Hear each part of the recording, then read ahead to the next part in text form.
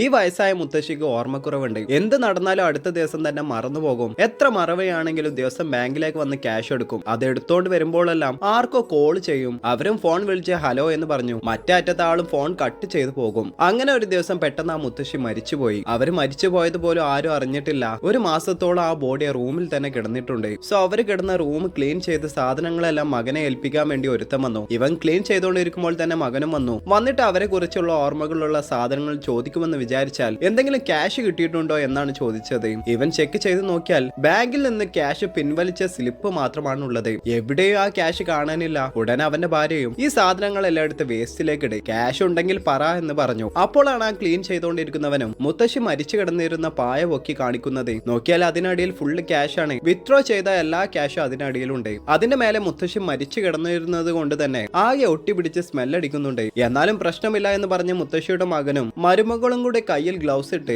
അത് എടുത്തോണ്ടിരിക്കുകയാണ്. ഇവൻ ആ ക്യാഷ് ക്ലീൻ ചെയ്ത് തരാമെന്ന് പറഞ്ഞ് എടുത്തോണ്ട് പോയി. അടുത്ത ദിവസം ക്ലീൻ ചെയ്തുകൊണ്ടിരിക്കുമ്പോഴാണ് അതിൽ എഴുതിയിരിക്കുന്നത് കാണുന്നത്. അവരുടെ മകനെയും കൂട്ടി ഒരു കടയിലേക്ക് പോയി. അവിടെ പോയി നോക്കിയതിന് ശേഷമാണ് മനസ്സിലാവുന്നത് ആക്ച്വലി മകൻക്ക് ഒരു സൂട്ട് വാങ്ങി കൊടുക്കണമെന്നുണ്ടായിരുന്നു. അതിനായിട്ടാണ് ബാങ്കിൽ നിന്ന് ക്യാഷ് എടുത്തോണ്ട് വരുന്നത്, പായയുടെ അടിയിൽ വെച്ചിരുന്നത്. എന്നാൽ എല്ലാ കാര്യങ്ങളും അടുത്ത ദിവസം തന്നെ മറക്കും. സോ ദിവസവും വന്ന ആ സൂട്ടിന്റെ വില അന്വേഷിച്ച് ബാങ്കിലേക്ക് പോകുന്നത് തന്നെയാണ് അവരുടെ പണി. ഇതറിഞ്ഞതും ദേഷ്യം വന്നവനും മുത്തശ്ശിയുടെ സാധനങ്ങളെല്ലാം ചവിട്ടി പൊട്ടിക്കാൻ തുടങ്ങി. അപ്പോഴാണ് ഒരു ബോക്സ് ശ്രദ്ധിക്കുന്നത്. അത് തുറന്നു നോക്കിയാൽ ഇവൻ ആദ്യമായി കിട്ടിയ സാലറി വെച്ച് വാങ്ങിക്കൊടുത്ത ഡ്രസ്സ് ഇടാതെ സൂക്ഷിച്ചു വെച്ചിട്ടുണ്ട്. ആക്ച്വലി ഇവൻ അത് ഗിഫ്റ്റായി തന്നപ്പോൾ തന്നെ നിനക്കൊരു നല്ല ഡ്രസ്സ് വാങ്ങി തന്നിട്ട് ഞാൻ ഇത് ഇടൂ എന്ന് പറഞ്ഞിരുന്നു. അവസാനം ഇവൻ അവരെ വീട്ടിൽ നിന്ന് പുറത്താക്കിയെങ്കിലും ആ കാര്യങ്ങളെല്ലാം മറന്നിട്ടുണ്ട്. എന്നാലും മകൻക്ക് ഡ്രസ്സ് വാങ്ങിക്കൊടുക്കണമെന്നുള്ള കാര്യം മാത്രം മറന്നിട്ടില്ല. ഇതെല്ലാം കണ്ടതിന് ശേഷമാണ് അവൻ ചെയ്തത് എത്ര തെറ്റാണെന്ന് മനസ്സിലാവുന്നത്. അവനും പൊട്ടി പൊട്ടി കരയാൻ തുടങ്ങി.